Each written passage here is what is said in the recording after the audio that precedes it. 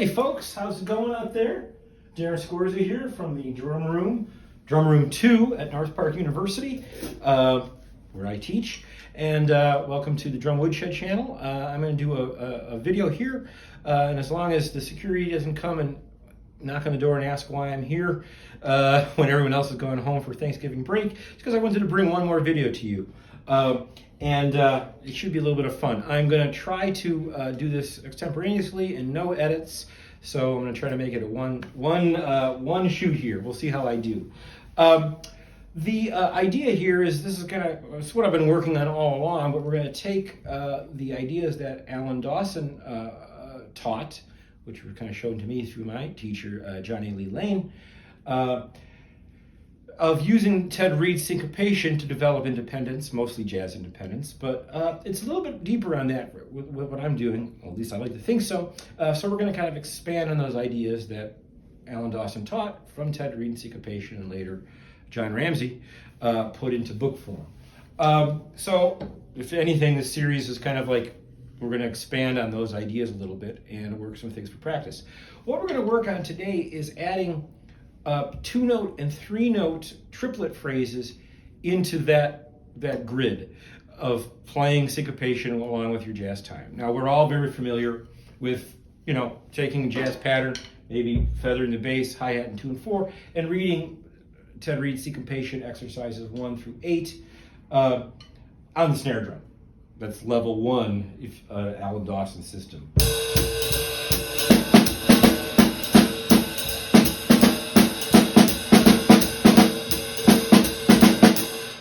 Far, you know that one, you know number 2, which is the bass drum, and the long short. But a lot of us practice those at a slow to medium tempo, and kind of play it with maybe a little bit of an accented ride cymbal pattern, and we're trying to wedge it in. We develop our depends. I've done that hundreds of times, hundreds of thousands of hours probably on that, like you, most likely. What we're going to do here is we're going to slow it down a little bit, and we're going to focus on a couple things. There's twofold. One is there's just a technical aspect of it, of getting 2 notes, 2 triplet notes, or 3 eighth-note triplet notes out. It's also a personal thing for me because, I've had some tendonitis issues and stuff like that, and now that it's actually gotten better, it's not bothering me too much. I'm noticing a lot of re-gripping that I've heard it called, of am I doing index finger? I want to get rid of that. I just want to make this float and this comping kind of be a layer unto itself, okay? More on that later. The second thing that we're going to talk about is kind of how to build this into the time, okay? And I'll explain that a little later. Right now, what we're going to do is we're just going to talk about how we're going to treat syncopation exercise 1. So what we're going to do is we're going to play it the same way, but we're going to slow it down. I'm thinking of what sometimes is described as big band tempos, like Basie tempos. The song that comes to mind for the most part is Freckle Face, okay? But maybe Splanky could happen. Let me go get a drink of water. It's So Nice is also comes up. That tempo, maybe Splanky would be a little fast, but that tempo of the Basie band where it was here, the triplets were still kind of felt, but it wasn't this. Okay, so that's the tempo we're looking for. Maybe something like this.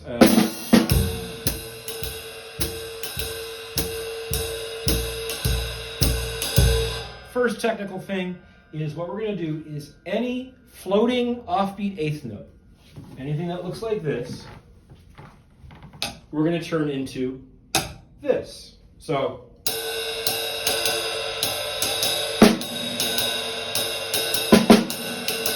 Okay, that's what we're doing.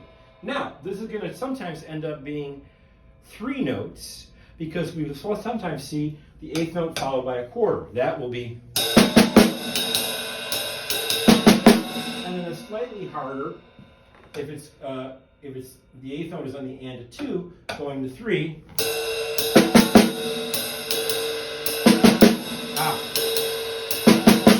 So if you can't do those 2 patterns,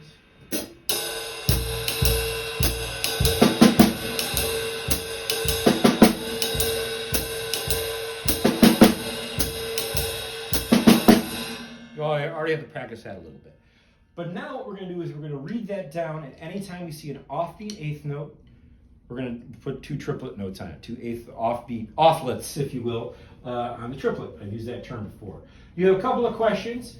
If, you can see here, that here's our questions. If you have an offbeat quarter note followed by an eighth note, it's up to you if you want to go. Throughout the exercise, I'm going to do both. And then the other question that we have is here, when you have this tied, how are you going to approach that? Are you going to play this one as a triplet and that one, which would turn it into...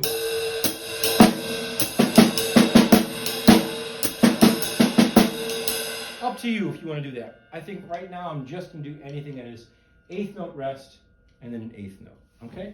Let me just play the first 2 lines. 1, 2, 3. There you go. I'm going to get my bass drum feathering, not too loud, but not a dead stroke.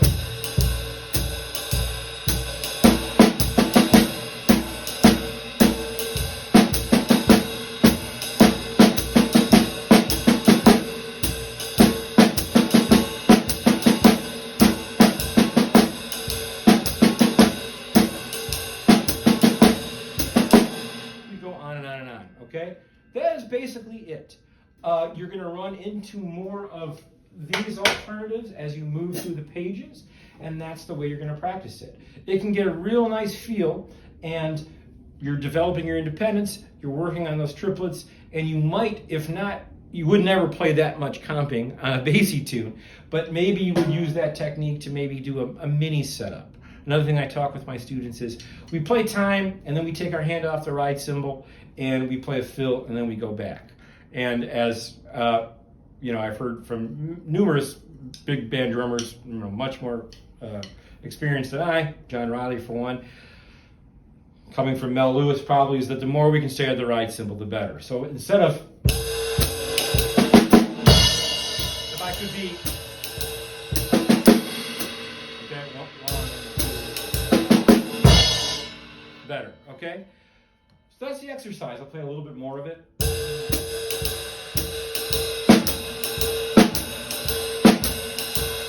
You know what? Those could be doubled, so I'm going to do that way. Actually, I'm going to go down the line.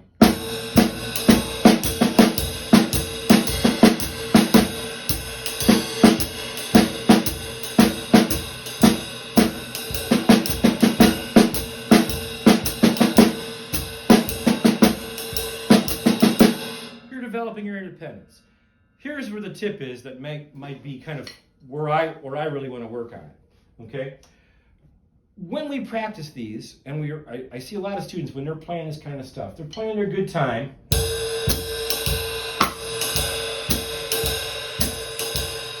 And they're not overplaying the ride cymbal, that's the first killer.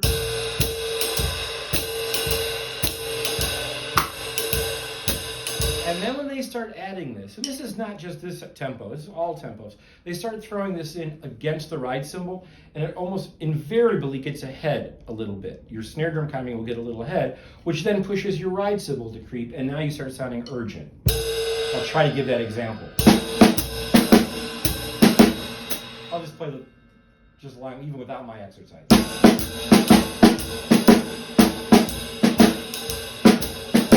Okay, now I can play that quieter.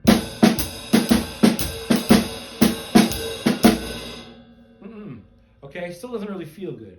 What I find, and I'm finding this more and more in slower big band, all my playing, let's just put it that way, is to approach that so that you put the snare a little behind. And the best way that you can do that without getting really crazy and sitting back in the time is do this. When you have a snare drum note and a ride cymbal playing together, try to play a left flam. We generally try to play a right one.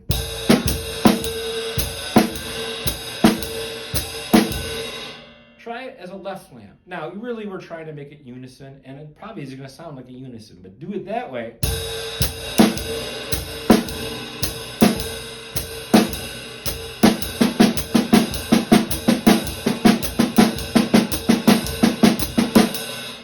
What it does is we're not jabbing at the drum. It makes this grip rounder, this motion rounder, and it makes our grip not re-grip and do any kind of It would be like how maybe Count Basie might play a little triplet lick on the piano.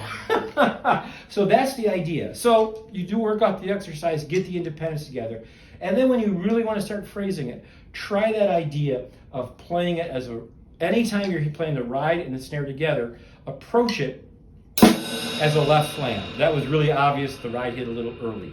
Okay, and what you're going to find is you won't be changing your ride cymbal pattern up. It'll stay in that nice relaxed motion, and you're not going to be cranking on it. And then I think it's going to feel a lot better. Let's try it. I'll do the last 2 lines with that concept in mind.